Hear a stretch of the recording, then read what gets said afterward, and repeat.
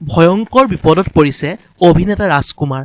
কান্দি কান্দি সহায় বিচাৰিছে অসমবাসী আৰু অসম আৰক্ষীৰ পৰা। হঠাতে অভিনেতা ৰাজকুমাৰৰ এই খবৰটো শুনি বহুত দুখ লাগিছে।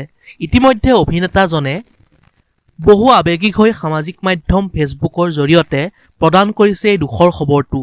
অভিনেতাজন এই বছৰ চুক্তিবদ্ধ হৈছিল ভ্ৰাম্যমাণ জগতত নৱসংযোজন অভিনন্দন থিয়েটাৰত, কিন্তু অভিনেতাজনক মালিকে সময়মতে পইচা দিয়া নাই বুলি ক্ষোভ প্ৰকাশ কৰিছে জনপ্ৰিয় সুদৰ্শন অভিনেতা ৰাজকুমাৰে।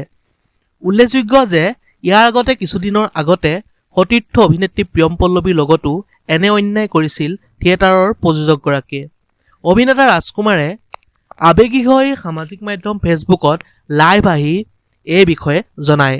অভিনেতাজনে কয় যে আমি বহুত কষ্ট কৰি অভিনয় কৰি দৰ্শকক মনোৰঞ্জন দিওঁ।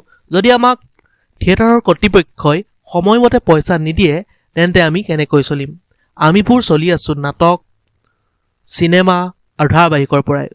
এই ক্ষেত্ৰত প্ৰযোজকবোৰে আমাৰ দুখ কষ্টৰ মৰ্মবেদনা বুজি পাব লাগে। এনেকৈ অভিনেতা ৰাজকুমাৰে সামাজিক মাধ্যম ফেচবুকত লাইভ আহি অতি দুখৰ এটা খবৰ প্ৰদান কৰিছে। খবৰটো পোৱাৰ লগে লগে অসমবাসীয়েও দুখ প্ৰকাশ কৰা দেখা গৈছে।